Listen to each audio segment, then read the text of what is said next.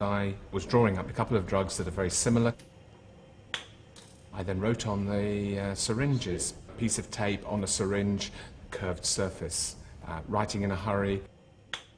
And when I came to put the patient to sleep, I want you to breathe some oxygen for me from this mask, and then you're going to feel yourself getting a funny taste in your mouth. I got the order of those two syringes wrong. One was a syringe just to speed the patient's heart rate up a little bit.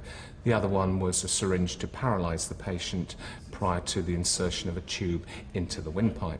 I suddenly realized I'd injected a drug that was going to paralyze somebody who was otherwise awake. Fortunately, I had the drug to put them to sleep at hand. I picked it up and injected it straight away.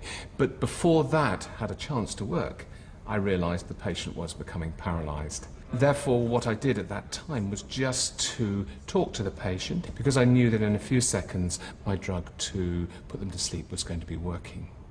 And sure enough it did. They went off to sleep.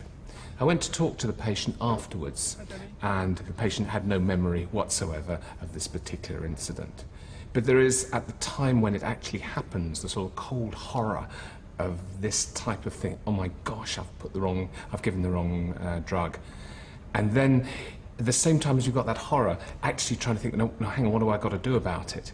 And you may only have seconds to do something about it.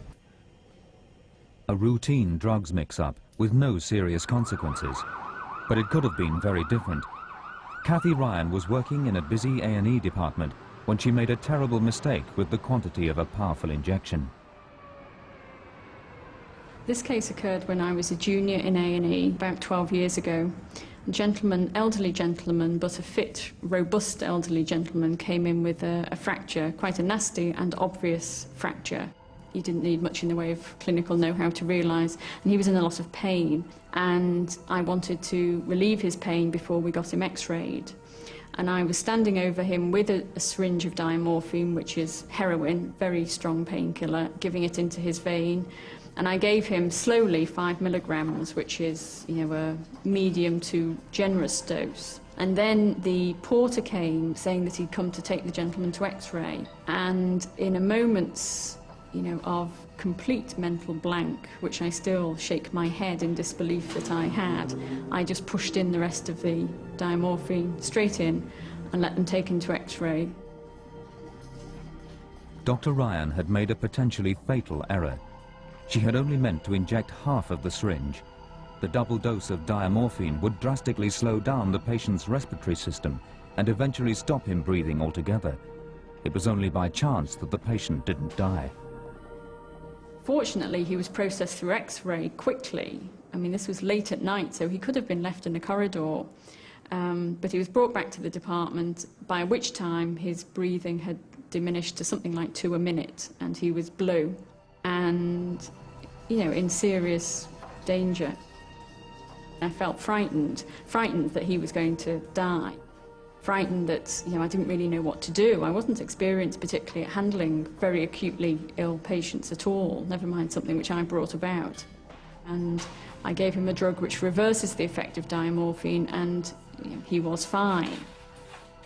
Once I realised he was safe, there was an element of relief in that. But then I felt, very upset with myself, angry with myself, really disbelieving that I could have done something so stupid. A doctor's life is made more complicated because drug packaging is often confusing. These are the drugs that we might use during an anaesthetic. They're supposed to be stored alphabetically, but immediately there are 2 problems here. Firstly, I can tell you some of these drugs are stored in the wrong place. And here, for example, we see 2 drugs, and I'll take them down from here. 2 drugs, similar names, Vasoxine and Valoid. Proper name of this is methoxamine.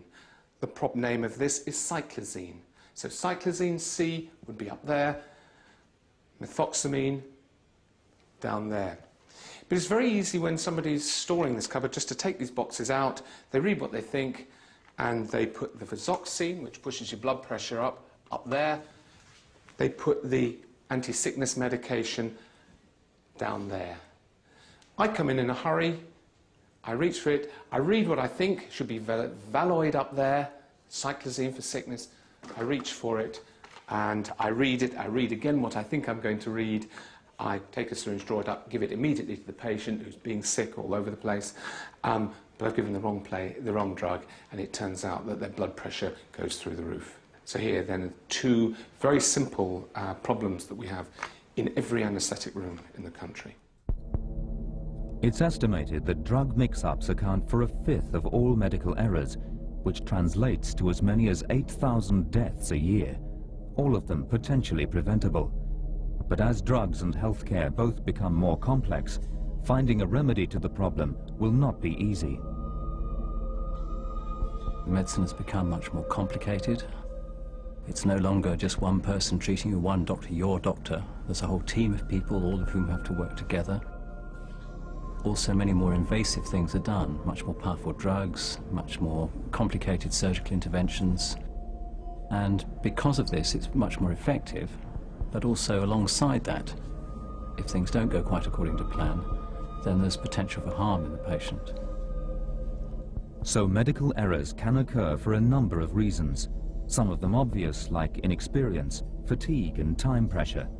Others are at the very core of medicine, like diagnosis and treatment. But whatever the reason, one thing is clear. The causes of medical errors are much more complex than simply blaming the doctor or nurse.